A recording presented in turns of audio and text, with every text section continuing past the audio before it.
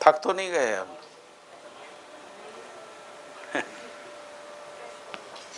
है फ्रेश हो गए? भैया उमेश भैया ने वो क्वेश्चन किया था ना फर्स्ट स्लाइड में, जो चारों आयाम में अनुभव हो, तो उसमें शुरुआत कहाँ से करें वो उन्होंने किया था कि जल्दी प्रोसेस हो। शुरुआत विचाराभ्यास से है, फिर व्यवहाराभ्यास है, फिर कर्माभ्यास है। ऐसा पहले समाधान, फिर समृद्धि, और इसके बाद अभय। समाधान, समृद्धि, अभय, फिर सहस्थिति। तो विचाराभ्यास, चिंतनाभ्यास जिसको बोल रहे हैं ना, चिंतन में ही वस्तु स्पष्ट होती है ना, चिंतन से कम में वस्तु स्पष्ट नहीं होती। समाधान के साथ ही व्यवहार बनता है। तो पहले मैं में देखना होता है, फिर से में, फिर के लिए। तो मैं में देखना यानी स्वयं में देखना है ना, स्वयं में देखना। तो पहले सहस्थित या वस्तु स्वयं में दिखेगी, तभी फिर जो है परस्परता में दिखेगी, तभी सार्वभौमिकता में दिखेगी। तो इसलिए पहले निरीक्षण है, फिर परीक्षण है, फिर सर्वेक्षण या सार्वभौमिकता है ना, ऐसा। ठीक। स्वयं में निरीक्षण, परस्परता में परीक्षण, और सार्वभौमता में, है ना। अभी इसको भी समझेंगे, निरीक्षण परीक्षण क्या चीज़ है। ये निरीक्षण परीक्षण स्वयं में कैसे देखना है। तो मैं ये बता रहा था कि जो एक ब्लूम करके एक व्यक्ति हुए, उन्होंने एक टेक्सोनॉमी जो है डेवलप की है। और ब्लूम कहते हैं कि जो लर्निंग के या सीखने के जो क्षेत्र हैं वो तीन ही हैं बेसिकली। एक है जिसको वो कह रहे हैं कॉग्निटिव डोमेन, है ना, और दूसरा है जिसको वो कह रहे हैं साइकोमोटर डोमेन। साइकोमोटर कोई यदि दूसरे तरीके से देखें तो बिहेवियरल डोमेन है ना। नहीं, हाँ, कि पूरा जो एजुकेशन जो चल रहा है दुनिया में, उसको समझने की कोशिश की गई कि क्या क्या सीखना है, क्या समझना है, कैसे सीखना है। तो उस पर बहुत सारा जो काम हुआ, जो थ्योरीज वगैरह एजुकेशन के बारे में, तो उसके अंदर में जो एक सबसे फेमस है वो है ब्लूम की टैक्सोनॉमी जो है। तो ब्लूम की, तो पाठक भैया जी ने बहुत सारी जो टैक्सोनॉमीज हैं उन सब का अध्ययन किया, और मध्यस्थ दर्शन के अनुसार कैसी टैक्सोनॉमी बनती है, कैसा, इसका हिंदी शब्द क्या था टैक्सोनॉमी का, क्या निकला था? शिक्षण, शैक्षिक क्लासिफिकेशन, हाँ हाँ, वर्गीकरण। बेसिकली क्लासिफिकेशंस की कैसे कैसे हम इसको सिस्टमेटिक वे में स्टडी कर सकते हैं चीज़ों को।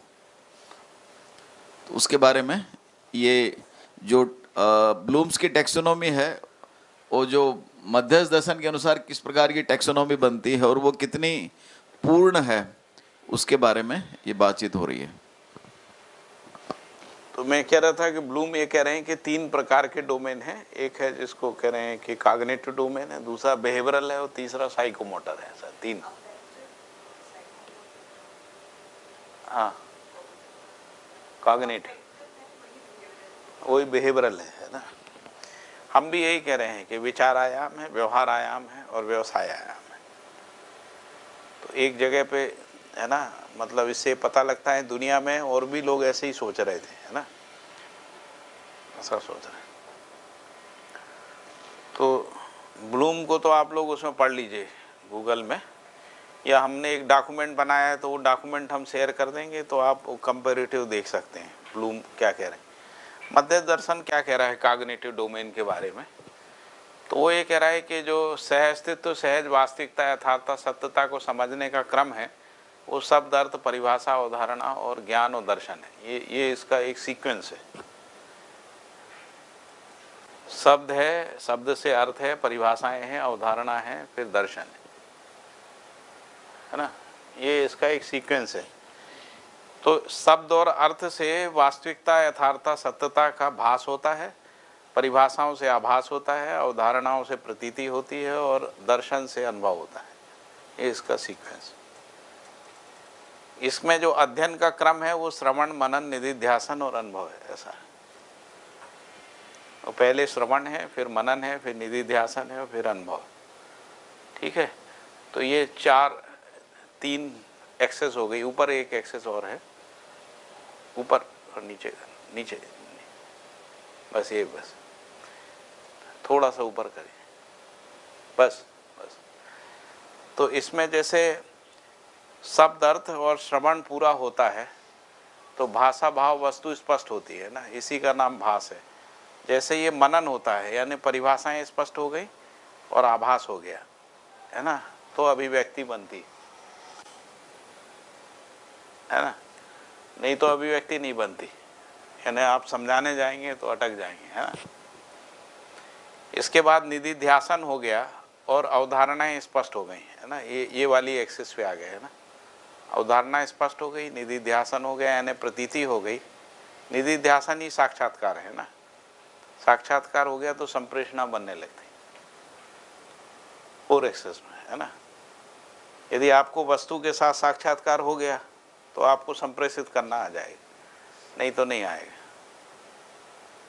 ठीक है, समझ में आ रहा है ना।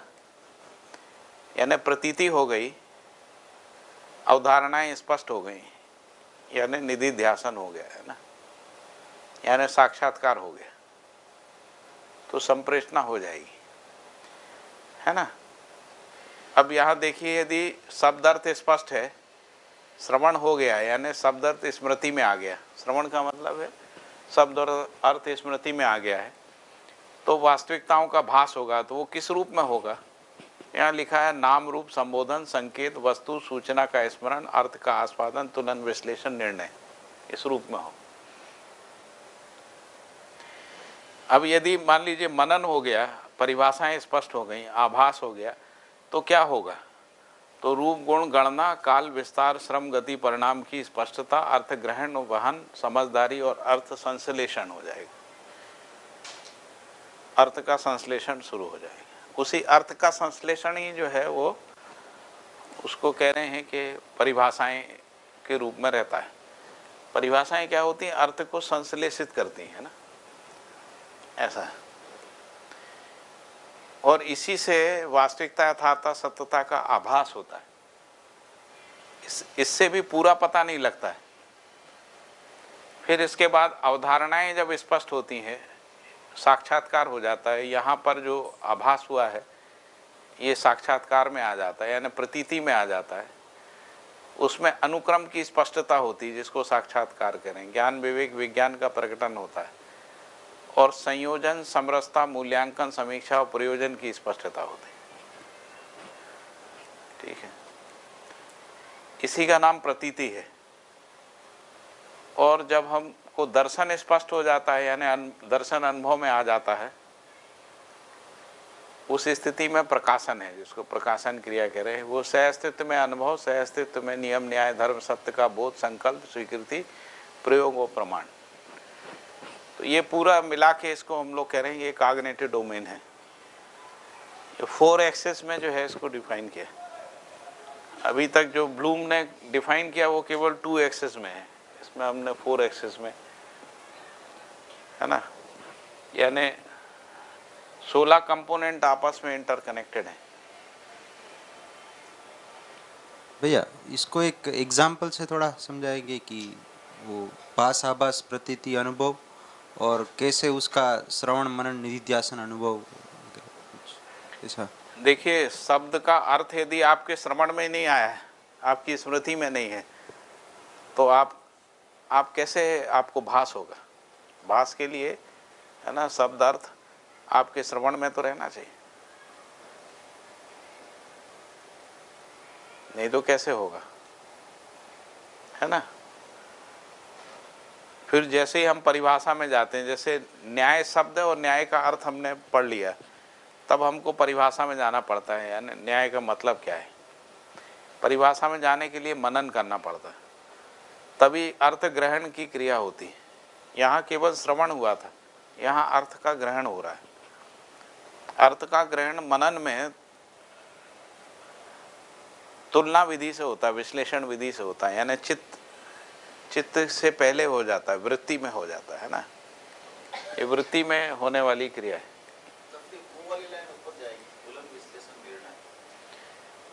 हाँ, तो इस ये जो है मन और वृत्ति के बीच में होता है, ये वृत्ति और चित्त के बीच में होता है, ऐसा ऐसे ही लिखा है व्यवहार दर्शन में। हाँ। इसके बाद हम जब मनन करते हैं तब साक्षात्कार होता है, सत्य का पता लगता है। जैसे ही सत्य का पता लगता है चित्त में, यानी हम वस्तुओं के साथ तदाकार हो जाते हैं, उसी का नाम अवधारणा है। अवधारणा चित्त और बुद्धि के बीच में होता है। अवधारणा के साथ ही जो वस्तु है उसके साथ तद्रूप हो जाते हैं। तद्रूपता ही जो है वो संकल्प क्रिया है या स्वीकृति क्रिया है, मतलब स्वीकार हो जाता है। इसको निश्चय की निरंतरता कह रहे हैं ना, स्वीकार हो जाता है। स्वीकार हो जाता है तब ये फिर जीने में आता है, व्यवस्था में आता है। इस तरीके से वो सहस्थित है जहाँ प्रमाण बनता है। पहले स्वयं में सहस्तित्व में अनुभव की क्रिया होती है, इसके बाद वही जीने में प्रमाण बनता है, ऐसा है। इतना ही है केवल, जिसको हम लोग कॉग्निटिव डोमेन कह रहे हैं। इसको थोड़ा सा ऊपर कर दीजिए तो ये और संप्रेषण समझ में आता है। प्रकाशन का क्या मतलब? प्रकाशन जो है, जितनी समझ होती है वो व्यवहार और कार्य में दिखती है, वो प्रकाशन है। तो जो समझ है वो व्यवहार में भी दिखती है, समझ कार्य में भी दिखती है ना, इसलिए कॉग्निटिव डोमेन में प्रकाशन भी क्रिया है, ऐसा। व्यवहार ही प्रकाशन है, कार्य ही प्रकाशन है ना, ऐसा है। और विचार की स्पष्टता भी प्रकाशन है।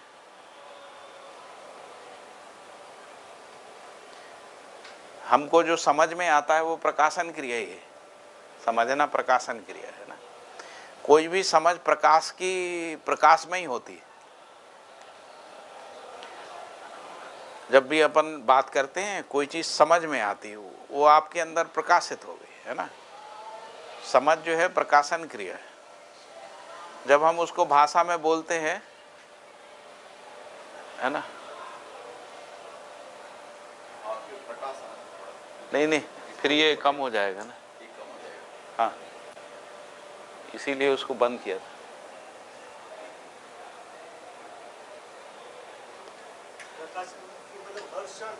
अभी इसका प्रकाशन चाहिए, हमारा नहीं, है ना। हाँ, यदि आपके अंदर वास्तविकता प्रकाशित हो गई है तभी आप संप्रेषित कर पाएंगे। प्रकाशन मतलब फिर हर वक्त हम जो भी कार्य व्यवहार करते हैं इससे वो चीज दिखेगी, वो प्रकाशन करे। तो मानव के अंदर प्रकाशन देखें तो क्या है, तो वो अनुभव विचार व्यवहार कार्य ही प्रकाशन है।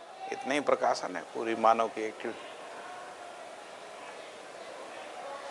ठीक है। फिर इसमें श्रवण को डिफाइन किया। श्रवण का मतलब क्या है, तो वस्तु, संख्या, संबंध, संबोधन को पहचानना, याद करना, पुनर्स्मरण करना, अर्थ संगत शब्दों का श्रवण उच्चारण,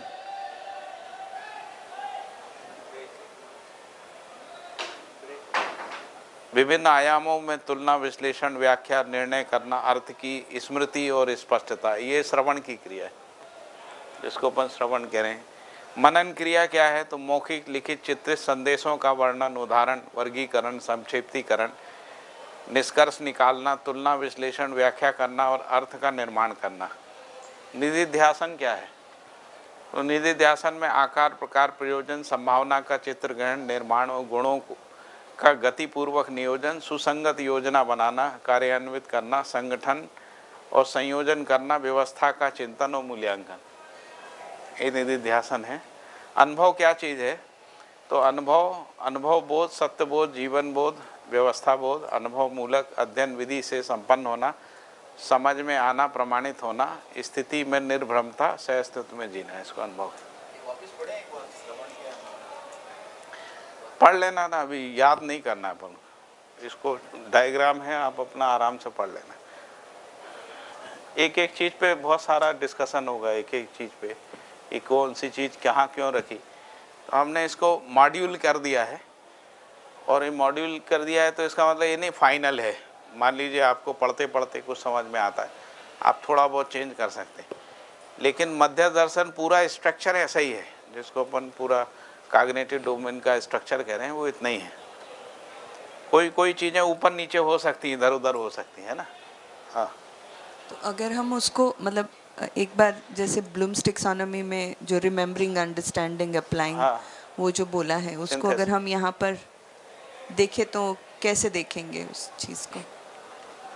ये देख लीजिए आप, जैसे रिमेम्बरिंग लिखा वो ये है, अंडरस्टैंडिंग लिखा वो ये है, ये अप्लाइंग है, यहाँ से अप्लाइंग शुरू हो गया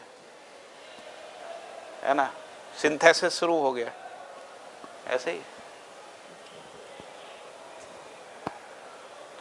आपको सब दिख जाएगा। आप ब्लूम को साथ में रख के इस चार्ट को देखेंगे, आप सब दिख जाएगा, और ये भी दिखेगा कि ब्लूम कहाँ पर नहीं देख पा रहे हैं, वो भी दिख जाएगा। भैया संप्रेषणा में आपने बताया कि हम जो हमें व्यंजना हुई है वो दूसरों को भी हम व्यंजना करा सके, तो वो बिना आचरण सिर्फ स्मृति के द्वारा ही वो संप्रेषणा हो सकती है?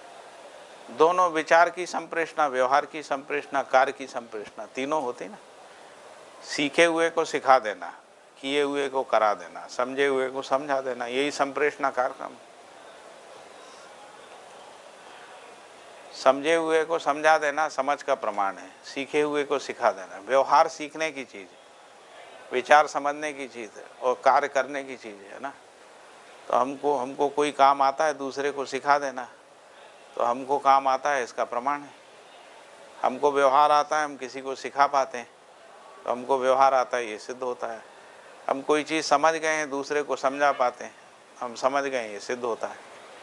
यही प्रमाण है, इसी को विचार प्रमाण, व्यवहार प्रमाण और प्रयोग प्रमाण बोलते हैं ना। कार्य में भी प्रयोग प्रमाण होता है, व्यवहार में है ना व्यवहार प्रमाण होता है, विचार प्रमाण होता है। समझे हुए को समझा देना विचार प्रमाण, सीखे हुए को सिखा देना। प्रकाशन हम संप्रेषण की बात करते हैं, तो प्रकाशन तो जीने में जो आएगा आचरण। हाँ, संप्रेषणात्मक अगर व्यक्ति में केवल विचार का प्रकाशन है, परिवार में व्यवहार का प्रकाशन, या संबंध में व्यवहार का प्रकाशन है ना, कार्य में व्यवसाय का प्रकाशन है या व्यवस्था का प्रकाशन। व्यक्ति में व्यवहार का प्रकाशन नहीं है। व्यवहार का प्रकाशन कम से कम दो लोगों के बीच में ही होगा ना, उससे पहले व्यवहार का प्रकाशन कैसे हो? संबंध ही नहीं है तो संबंध का प्रकाशन कैसे हो जाएगा? ठीक है, तो ये वाला अध्ययन अभ्यास का क्रम है, ये अनुभूति का क्रम है, ये समझ का क्रम है, ये ऊपर वाला जो था वो संप्रेषणा क्रम है ना। अगला वाला ले लीजिए, नेक्स्ट। ये वाला जो है व्यवहार आयाम है, बिहेवियरल डोमेन जिसको कह रहे हैं ना, बिहेवियरल डोमेन है। इसमें भी देखिए, यहाँ पर था भाषाभास प्रतीति है ना, कॉग्निटिव डोमेन में। इसको बिहेवियरल डोमेन में जाएंगे तो यहाँ व्यक्ति, परिवार, समाज, राष्ट्र, अंतर्राष्ट्र हो जाएगा। और व्यक्ति में संबंध की पहचान, परिवार में कर्तव्य दायित्व निर्वाह, समाज में व्यवस्थात्मक कार्यक्रम, और राष्ट्र अंतर्राष्ट्र में संविधान, व्यवस्था, परंपरा है ना। ये कनेक्टिविटी हो गई। अब ये देखिए, श्रवण, व्यक्ति में केवल श्रवण है और व्यक्ति में केवल संबंध की स्वीकृति है, इसलिए लिखा है संबंध, मूल्य, न्याय और स्वत्व की पहचान। इससे ज़्यादा व्यक्ति में नहीं है ना। क्यों नहीं है? क्योंकि उसमें केवल श्रवण है और उसमें केवल संबंध की स्वीकृति हो सकती है, ये भी पॉसिबल है ना, इतना ही है। लेकिन जैसे ही परिवार में जाते हैं तो परिवार में संबंध की स्वीकृति है, संबंध निर्वाह है, मूल्यांकन समीक्षा है, न्याय में जीना है, स्वत्व में जीना है। इसी का नाम कर्तव्य दायित्व है। ये परिवार में ही होता है ना, और ये मनन पूर्वक ही होता है ना। फिर समाज में जाएं तो सामाजिक संबंध की स्वीकृति, सामाजिक निर्वाह, न्यायप्रदायी और स्वतंत्रता में जीना, न्यायप्रदायी क्षमता और स्वतंत्रता में जीना, ये व्यवस्थात्मक कार्यक्रम है। ये समाज में होता है, ये निधिध्यासन पूर्वक होता है, अवधारणा के बाद ही संभव हो पाता है ना। फिर राष्ट्र अंतर्राष्ट्र में अखंड समाज की स्वीकृति, मानवीयता का निर्वाह और स्वराज्य में जीना, ये अनुभव पूर्वक होता है। और यहाँ पर संविधान व्यवस्था परंपरा है राष्ट्र और अंतर्राष्ट्र के स्तर पे, है ना। फिर इसमें ये बताया कि ये जो अखंड समाज है वो व्यक्ति परिवार समाज के रूप में है ना, जिसको हम आचरण निर्वाह कह रहे हैं, वो संस्कृति सभ्यता विधि व्यवस्था है ना। ठीक है, फिर थोड़ा नीचे कर दें तो इसमें यही बताया कि श्रवण मनन के बाद ही अभिव्यक्ति आती है ना, परिवार से कम में कोई अभिव्यक्ति नहीं आती। यानी संबंधों में जीने से कम में व्यवहार की अभिव्यक्ति कैसे आएगी, इसीलिए अभिव्यक्ति यहाँ लिखा है ना। और जब समाज में परिवार समाज तक जी लेते हैं तब वो संप्रेषणा आती है एक परिवार से दूसरे परिवार में, और फिर ये व्यवस्था के रूप में प्रकाशन होता है। अखंड समाज जो है व्यवस्था है, उसके रूप में प्रकाशन है मानव का, मानव के व्यवहार का संपूर्ण प्रकाशन अखंड समाज है ना। इसको थर्ड और बना, तीसरा एक और चार्ट है, ये साइकोमोटर वाला है। हम लोग इसको व्यवसाय व्यवस्था आयाम बोल रहे हैं ना। व्यवसाय अपने आप में कोई क्रिया नहीं, व्यवस्था के बिना, यदि व्यवस्था नहीं है तो व्यवसाय कोई, है ना। मानव में ही व्यवस्था का प्रमाण है, सामाजिक व्यवस्था का प्रमाण मानव में, जीव जानवरों में नहीं है, इसलिए जीव जानवरों में कोई उत्पादन नहीं है ना। तो मानव एक सामाजिक प्राणी है, सामाजिकता के निर्वाह के लिए उस पर उत्पादन की अतिरिक्त क्षमता है, और इसीलिए मानव खेती करता है, उद्योग धंधे में उत्पादन करता है ना। जीव जानवर नहीं कर सकते, उनमें क्षमता भी नहीं है, वो कर भी नहीं सकते, इसलिए उनमें व्यवस्था का प्रमाण नहीं है ना। आचरण की निश्चितता है, लेकिन वो कोई संगठित रूप से कोई आर्थिक सामाजिक और राजनीतिक व्यवस्था में जीते हैं, इसका प्रमाण नहीं है ना। ओके, इसीलिए व्यवसाय का आयाम व्यवस्था के साथ ही है ऐसा। तो वहाँ पे ब्लूम जो है व्यवस्था को नहीं समझ पा रहे हैं ना, वो साइकोमोटर के रूप में ही देख रहे हैं, ऐसा है। तो इसमें भी व्यक्ति परिवार समाज राष्ट्र अंतर्राष्ट्र है, यहाँ पर निपुणता कुशलता और पांडित्य है, यहाँ पर योग्यता पात्रता है, अभिव्यक्ति संप्रेषणा प्रकाशन है, और यहाँ पे अनुसरण अनुकरण अनुशासन स्वानुशासन ये विधि है, क्योंकि जो कार्य सिखाने का काम है ना वो इसी विधि से होता है।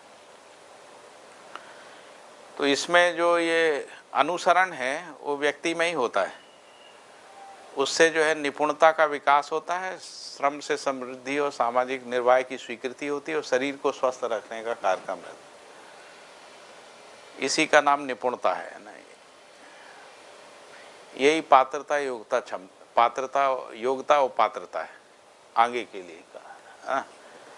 फिर अनुकरण है, तो परिवार संबंधों की स्वीकृति और संबंध निर्वाह के लिए उत्पादन में भागीदारी, विज्ञान तकनीकी सामाजिकता में निष्ठा, ये परिवार में है जो कर्तव्य दायित्व सेवा अर्पण समर्पण के रूप में है। कर्तव्य दायित्व सेवा और वस्तु का अर्पण समर्पण इस रूप में, इसी का नाम निपुणता और कुशलता है। कुशलता इसलिए क्योंकि व्यवहार में भी कुशल होना जरूरी है,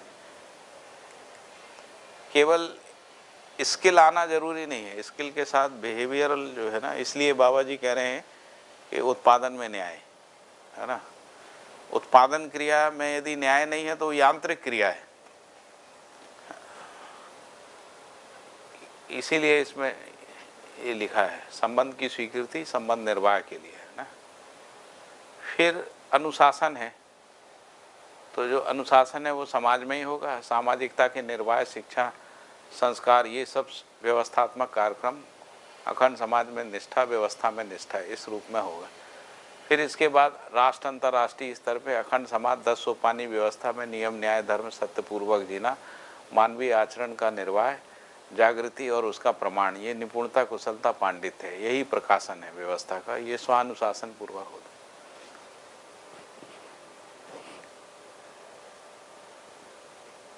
ठीक है। तो ये जो ब्लूम की टैक्सोनॉमी है और उसमें जो मतलब मध्य दर्शन निकलता है, तो लगता है ये सभी आयाम में परफेक्ट है, चीज़ें सब एक दूसरे से जुड़ी हुई। इससे भी ये सिद्ध होता है कि अस्तित्व से अस्तित्व है ना, इससे भी सिद्ध होता है अस्तित्व से अस्तित्व है, और से अस्तित्व में सभी एक दूसरे के साथ सामरस्यता में है, एकत्व में है ना, सब चीज़ें आपस में अंतर संबंध में है ना, ये समझ में आता है। मानव का संपूर्ण क्रियाकलाप यदि देखें व्यवस्था में, तो वो अंतर नियामक क्रिया है ना, व्यवस्था में यानी सहअस्तित्व में जो अंतर नियामक क्रियाकलाप के रूप में ही मानव में विचार, व्यवहार और कार्य की क्रिया है ना, इस तरीके से।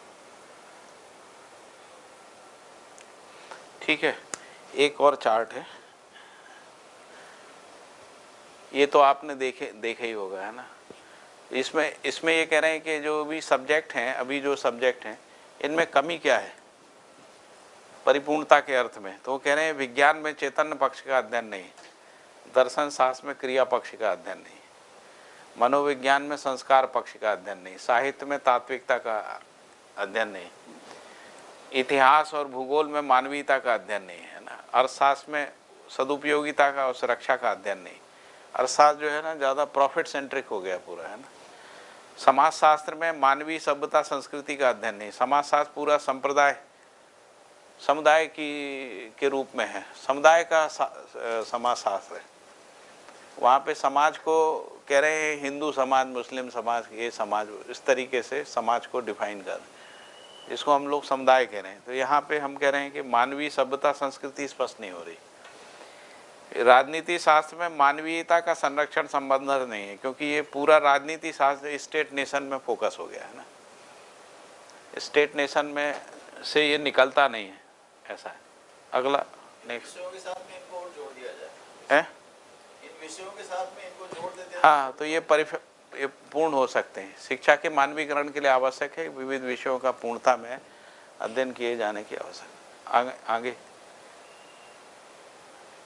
इसको भी छोड़ दीजिए, आगे और आगे और आगे और आगे और नेक्स्ट नेक्स्ट नेक्स्ट, इसको थोड़ा सा बता देता हूँ। तो ये जो है थोड़ा तो हमने इसकी बात की है, लेकिन ये मानव में 5 स्थितियाँ हैं, ये समझ के क्षेत्र हैं, ये समझ की क्रिया है, ये जीने के आयाम है, शिक्षा विधि है, परिपूर्णता के लिए अभ्यास है, अभी जो आप पूछ रहे थे, विचाराभ्यास है, ये परिवार में विचाराभ्यास व्यवहाराभ्यास है, समाज में आके विचाराभ्यास व्यवहाराभ्यास कर्माभ्यास चिंतनाभ्यास है, राष्ट्र में आके विचाराभ्यास व्यवहाराभ्यास चिंतना विधानाभ्यास है, फिर ये विधानाभ्यास अंतरास्तिक है ना, फिर ये शिक्षा के उद्देश्य और उनकी है, ये आप देख लीजिएगा आप लोग कभी भी टाइम निकाल के, ठीक है। तो एक इसको भी फैलाया है सारा करिकुलम कंटेंट डेवलपमेंट के रूप में। नेक्स्ट इसको थोड़ा सा मैं समझा देता, तो यहाँ से शुरू करते हैं। तो निरीक्षण परीक्षण सर्वेक्षण के द्वारा कारण गुण गणित के योग संयोग से की गई अवलोकन क्रिया से ही सत्य का परिचय होता है। तो वो कह रहे हैं कि जो अवलोकन क्रिया है उसमें निरीक्षण परीक्षण सर्वेक्षण और उसमें कारण गुण गणित इनके योगफल में ही होती है ना। तो कैसे होती है, तो अवलोकन को डिफाइन किया है, अवलोकन का मतलब है समझना। उसका मतलब क्या है, तो हर अवस्था सहज इकाइयों के रूप गुण स्वभाव धर्म को समझना।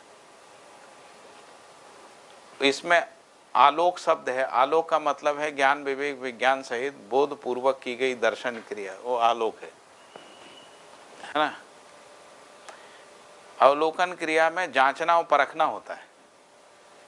तो जांचने का मतलब है निरीक्षण परीक्षण सर्वेक्षण, और परखने का मतलब है निरीक्षण परीक्षण सर्वेक्षण सहित पहचान प्रस्तुति।